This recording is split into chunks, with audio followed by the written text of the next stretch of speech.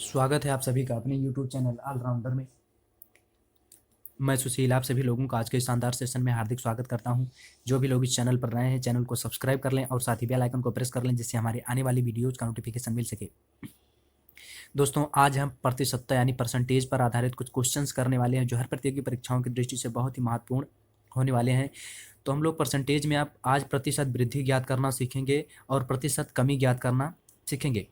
तो प्रतिशत वृद्धि ज्ञात करने के लिए किस फार्मूले का प्रयोग होता है, तो उसका फार्मूला होता है प्रतिशत वृद्धि ज्ञात करने के लिए एक फार्मूला है प्रतिशत वृद्धि बराबर कुल वृद्धि गुणे 100 बटा प्रारंभिक मान। और प्रतिशत कमी ज्ञात करने के लिए एक फार्मूला है प्रतिशत कमी बराबर कुल कमी गुणे 100 बटा प्रारंभिक मान। तो चलिए इसके कुछ क्वेश्चंस को हल कर लेते हैं। तो इसका पहला क्वेश्चन है, एक व्यक्ति की आय 80 रुपये प्रतिदिन है परंतु कुछ दिनों बाद उसकी आय 96 रुपये प्रतिदिन हो गई, प्रतिशत वृद्धि ज्ञात कीजिए। एक व्यक्ति है, उसकी प्रारंभिक आय 80 रुपये थी और कुछ दिन बाद यानी 16 रुपये वृद्धि हो गई, यानी 80 रुपये से 96 रुपये हो गई। तो इसमें हमको ज्ञात करना है कि कितने परसेंटेज की वृद्धि हुई। तो इसको हल करने के लिए हम लोग क्या करेंगे, प्रतिशत वृद्धि का फार्मूला लगा देंगे। तो प्रतिशत वृद्धि यानी प्रतिशत वृद्धि हमको ज्ञात करना है, तो प्रतिशत वृद्धि बराबर होता है कुल वृद्धि गुणे 100 बटा प्रारंभिक मान। तो इसका इस फार्मूले के माध्यम से हम लोग प्रतिशत वृद्धि ज्ञात कर लेंगे, कुल वृद्धि गुणे 100 बटा प्रारंभिक मान।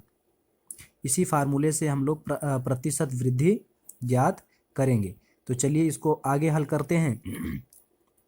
तो क्या होगा, कुल वृद्धि कितने रुपए की हो रही है, प्रारंभिक यानी 80 रुपये थे, 80 रुपये थी और उसके बाद में कुछ दिनों बाद 96 रुपये हो गई, यानी 16 रुपये की वृद्धि हुई। यानी कुल वृद्धि हमारा हो जाएगा 16 और गुणे 100 बटा प्रारंभिक मान, यानी प्रारंभिक मान पहले शुरुआती आय 80 रुपये थी तो ये हमारा हो गया प्रारंभिक मान बराबर। अब इसको हम लोग हल कर लेंगे और जो आएगा वही हमारा प्रतिशत वृद्धि होगी।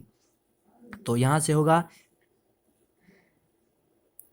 16 एकम 16 और ये 16 पंचे 80 और ये 5 एकम 5, 5 दूनी 10, यहाँ एक और 5 जीरो 0, यानी यहाँ से जो निकल करके आया प्रतिशत वृद्धि बराबर 20%, यानी जो प्रतिशत वृद्धि होगी वो 20% की होगी। तो यानी यहाँ से हम लोग लिख सकते हैं कि कितने परसेंटेज की वृद्धि हुई, यानी प्रतिशत वृद्धि बराबर 20%। तो यही हमारा हो गया आंसर, यानी 20% की वृद्धि हुई। तो आशा करता हूं कि आप लोगों को ये प्रश्न समझ में आया होगा। और इसका दूसरा प्रश्न है जिसमें हम लोग सीखेंगे प्रतिशत कमी ज्ञात करना। तो दूसरा प्रश्न क्या है उसको भी हम लोग देख लेते हैं। दूसरा प्रश्न है, किसी पेड़ पर 80 तोते, यहाँ इसमें हम लोग देखेंगे प्रतिशत कमी ज्ञात करना। पहले में हमने देखा प्रतिशत वृद्धि ज्ञात करना और दूसरे क्वेश्चन में हम लोग देखेंगे कि प्रतिशत कमी कैसे ज्ञात करते हैं।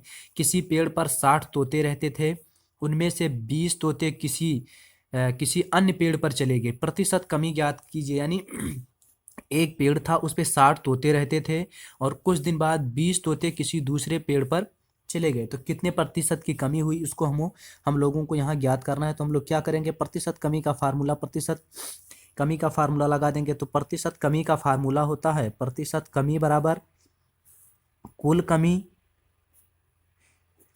कमी गुणे 100 बटा प्रारंभिक मान, कुल कमी गुणे 100 बटा प्रारंभिक मान। तो इस फार्मूले से हम लोग प्रतिशत कमी ज्ञात करेंगे। तो प्रतिशत कमी बराबर यानी कुल कमी कितनी हो रही है, पहले 60 तोते रहते थे और उसके बाद में 20 तोते चले गए, यानी 20, कुल कमी कितनी हुई, 20 की कमी हुई। यानी कुल कमी के स्थान पर हम लोग लिख देंगे 20 गुणे 100 बटा प्रारंभिक, पहले 60 तोते रहते थे तो ये हमारा प्रारंभिक मान हो जाएगा। तो इसको हम लिख देंगे 60 और इसको अब हम लोग हल कर लेंगे।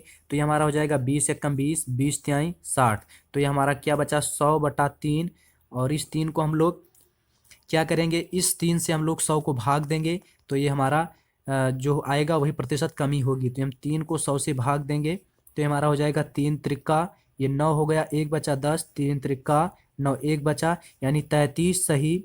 इसको हम लोग लिख सकते हैं 33 सही 1/3% की हम लोगों के यहाँ कमी हो रही है। यानी इसको जब हम काटेंगे तो ये हमारा आएगा 33 सही 1/3%, यानी कुल